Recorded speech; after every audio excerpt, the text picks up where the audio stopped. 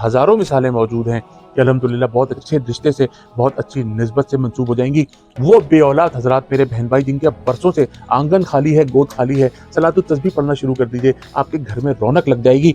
अगर आप कारोबार करते हैं और कारोबार में बरकत नहीं है, आपकी दुकान पे गाहक नहीं चढ़ता, सलातुत तस्बीह पढ़ना शुरू कर दीजिए। इंशाअल्लाह अल्लाह तबारक व तआला आपके यहाँ छमाछम बरसात हो जाएगी। और अगर आपके घर में किसी भी किस्म की लड़ाइयाँ हैं, झगड़े हैं, परेशानियाँ हैं, फसाद हैं, कोई भी मुश्किल आपके घर में है, आपकी ज़िंदगी में है, कोई घर में बीमार है, अलील है, सेहत से दूर है, बीमारियों के करीब है, आप यकीन कीजिएगा इस सलातुत तस्बीह की बरकत से इंशाअल्लाह आप माला माल हो जाएंगे, खुशहाल हो जाएंगे। वइज़ा मरिज़्तु फ़हुव यश्फ़ीन। अल्हम्दुलिल्लाहि रब्बिल आलमीन वस्सलातु वस्सलामु अला सय्यदिल अंबियाइ वल मुरसलीन व खातमुन नबिय्यीन सल्लल्लाहु अलैहि वसल्लम। अल्लाहुम्मा सल्लि अला सय्यदना व मौलाना मुहम्मदिन व अला आलिहि व सहाबिहि बारिक वसल्लिम अलैहि। आपके बेहद पसंदीदा प्रोग्राम के साथ आपका मेज़बान आगा मिनहाज इस व्लॉग के साथ हाजिर खिदमत है। आज हमसे पूछा जा रहा है कि सलातुत तस्बीह के बारे में बताइए कि सलातुत तस्बीह क्या है, इसके फ़वाइद क्या हैं, इसमें हमारे मज़हब इस्लाम में, हमारे दीन इस्लाम में सलातुत तस्बीह क्या रोल प्ले करती है, इसको पढ़ने से क्या फ़वाइद हासिल होते हैं। तो आइए इस व्लॉग में सलातुत तस्बीह के बारे में डिस्कशन करते हैं। हुज़ूर अलैहिस्सलातु वस्सलाम फरमाते हैं, इरशाद फरमाते हैं कि हो सके तो ज़िंदगी में रोज़ाना एक मरतबा पढ़ो, वरना हफ्ते में एक मरतबा सलातुत तस्बीह पढ़ो, वरना महीने में एक मरतबा सलातुत तस्बीह पढ़ो, वरना साल में एक दफ़ा सलातुत तस्बीह पढ़ो, वरना पूरी ज़िंदगी में एक बार सलातुत तस्बीह तो ज़रूर पढ़ो। अब सलातुत तस्बीह का जो तरीका है उसके ऊपर बात करते हैं इस व्लॉग में। और ये है सलातुत तस्बीह का तरीका कि आपने तीसरा कलमा तो सुना होगा, पढ़ा भी होगा, सुब्हानल्लाहि वल्हम्दुलिल्लाहि वला इलाहा इल्लल्लाह वल्लाहु अकबर वला हौला वला कुव्वता इल्ला बिल्लाहिल अलियुल अज़ीम। तो ये जो नाज़रीन मोहतरम तीसरा कलमा है, इसको जो है हम अपने सलातुत तस्बीह में 300 मरतबा पढ़ते हैं, यानी कि एक रकत में 75 मरतबा हम पढ़ते हैं तीसरा कलमा सुब्हानल्लाहि वल्हम्दुलिल्लाहि वला इलाहा इल्लल्लाहु वल्लाहु अकबर वला हौला वला कुव्वता इल्ला बिल्लाहिल अलियुल अज़ीम। अब इसका तरीका मैं आपकी खिदमत में पेश करता हूँ कि ये आम नमाज़ों की तरह है और इसकी जो नियत होगी वो इस तरह बांधी जाएगी कि मैं नियत करता हूँ 4 रकात नमाज नफिल सलातुत तस्बीह के, और उसके बाद आपने अल्लाहु अकबर किया, यानी कि तकबीर तहरीमा पढ़ा, और उसके बाद आपने नियत बांध ली।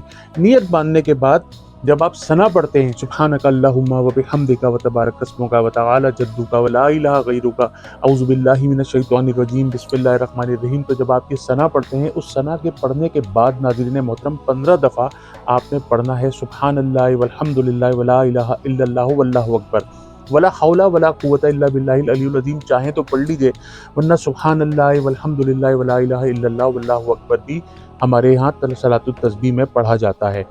तो तीसरा कलमा है ये, आपने पहली रकत में सूरह फातिहा से पहले और सना के बाद 15 मरतबा पढ़ा तीसरा कलमा, उसके बाद आपने पढ़ी सूरह फातिहा, उसके बाद आपने मिलाई कोई एक सूरा, जैसे सूरह काफिरून मिसाल के तौर पे आप पहली रकत में मिला देते हैं।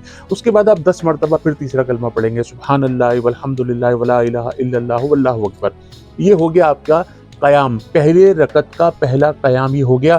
उसके बाद आप चले गए रुकू में, सुब्हान रब्बियल अज़ीम सुब्हान रब्बियल अज़ीम सुब्हान रब्बियल अज़ीम, फिर 10 मरतबा आपने तीसरा कलमा पढ़ लिया। फिर आप खड़े हुए, समी अल्लाहु लिमन हमिदा रब्बना लकल हम्द, फिर आपने 10 मरतबा तीसरा कलमा पढ़ा, और उसके बाद फिर आप गए सजदा ऊला में, यानी कि पहले सजदे में। उसके बाद आपने पढ़ा सुब्हान रब्बियल आला, ये आपने 3 मरतबा पढ़ा, उसके बाद 10 मरतबा तीसरा कलमा पढ़ा। उसके बाद सजदा ऊला के बाद जब आप बैठे अल्लाहु अकबर करने के लिए, उसमें फिर आपने तीसरा कलमा पढ़ा 10 मरतबा। उसके बाद सजदा सानी, यानी कि दूसरा सजदा जब आपने किया, सुब्हान रब्बियल आला 3 मरतबा पढ़ा, उसके बाद 10 मरतबा आपने दोबारा तीसरा कलमा सुब्हानल्लाहि वल्हम्दुलिल्लाहि वला इलाहा इल्लल्लाहु वल्लाहु अकबर। इस तरह एक रकत में 75 टाइम्स, यानी कि 75 मरतबा आपने पढ़ लिया। तो 4 रकतों में ये 300 मरतबा पढ़ा जाएगा। अतहियात में ये बिल्कुल भी नहीं पढ़ा जाएगा, आम नमाजों जैसी ये नमाज होगी, सिर्फ इसमें तीसरा कलमा एडिशन होगा और उसको सुब्हानल्लाहि वल्हम्दुलिल्लाहि वला इलाहा इल्लल्लाहु वल्लाहु अकबर तक ही पढ़ा जाएगा। और उसके बाद आप सलाम फेर के अपने हर मसले के हल के लिए आप जब अल्लाह तबारक व तआला से इस नमाज को पढ़ने के बाद दुआ मांगते हैं, तो आपकी दुआ जो है वो कबूल होती है। अब मिसाल के तौर पे हमारी बहनों के रिश्ते नहीं आते, आप रोज़ाना पढ़ना शुरू कर दीजिए, हफ्ते में एक बार, यानी कि हफ्ते में एक बार कौन सा दिन होगा, शब जुमा, क्योंकि जो जुमेरात की जो रात है वो शब जुमा कहलाती है। और इसमें हदीस मुबारका के मफ़हूम के मुताबिक कि जो जुमे की जो सात होती है, जुमे की जो घड़ी होती है, जुमा जो सैयदुल अय्याम है, यानी कि मगरिब की अजान से लेके जुमे की मगरिब की अजान तक, ये 24 घंटे का जो टाइम है ये सैयदुल अय्याम है, इसमें शब जुमा है। अगर हमारी ख़वातीन बहनें हर जुमेरात को या रोज़ाना या हर महीने इसको सलातुत तस्बीह का एहतमाम करके अल्लाह ताला से गिड़गिड़ा के दुआ करेंगी ना, तो मेरे पास ऐसी हज़ारों मिसालें मौजूद हैं कि अल्हम्दुलिल्लाह बहुत अच्छे रिश्ते से, बहुत अच्छी निस्बत से मंसूब हो जाएंगी। वो बेऔलाद हज़रात मेरे बहन भाई जिनके अब बरसों से आंगन खाली है, गोद खाली है, सलातुत तस्बीह पढ़ना शुरू कर दीजिए, आपके घर में रौनक लग जाएगी। अगर आप कारोबार करते हैं और कारोबार में बरकत नहीं है, आपकी दुकान पे ग्राहक नहीं चढ़ता, सलातुत तस्बीह पढ़ना शुरू कर दीजिए, इंशाअल्लाह अल्लाह तबारक व तआला आपके यहाँ छमाछम बरसात हो जाएगी। और अगर आपके घर में किसी भी किस्म की लड़ाइयाँ हैं, झगड़े हैं, परेशानियाँ हैं, फसाद हैं, कोई भी मुश्किल आपके घर में है, आपकी ज़िंदगी में है, कोई घर में बीमार है, अलील है, सेहत से दूर है, बीमारियों के करीब है, आप यकीन कीजिएगा इस सलातुत तस्बीह की बरकत से इंशाअल्लाह माला माल हो जाएंगे, खुशहाल हो जाएंगे। हमारे यहाँ सिर्फ शब मेराज, शब बारात और रमज़ानुल मुबारक का जो आखिरी अशरे में जो 5 ताक रातें होती हैं उसमें इसका एहतमाम किया जाता है। लेकिन सरकार मदीना हुज़ूर अलैहिस्सलातु वस्सलाम फरमाते हैं, जो हदीस मैंने पेश की कि हो सके तो रोज़ाना पढ़ो, नहीं तो हफ्ते में एक दफ़ा पढ़ो, नहीं तो महीने में एक दफ़ा पढ़ो, नहीं तो साल में एक दफ़ा पढ़ो, नहीं तो पूरी ज़िंदगी में भी एक दफ़ा पढ़ सकते हैं। अगर मेरी ये वीलॉग आपको पसंद आई है तो इसको ज़रूर सदका जारिया के लिए शेयर कीजिएगा, लाइक कीजिएगा, कमेंट कीजिएगा। और दूसरी बात, मेरी स्काइप आईडी है आगा मिनहाज के नाम से, उसके लिंक को फॉलो कर लीजिए। और मेरा व्हाट्सएप नंबर भी चल रहा है, उसको भी फॉलो कर लीजिए और मुझसे डायरेक्ट रब्ता कीजिए, अपने तमाम मसाइल का हल मुझसे डिस्कस कीजिए। मैं कुरान और सुन्नत की रोशनी में आपको इसके मसाइल का हल देने की पूरी कोशिश करूँगा।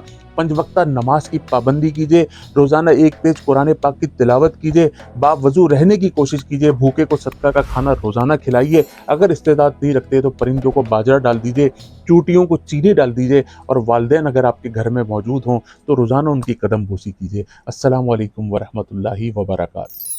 وإذا مرضت فهو يشفين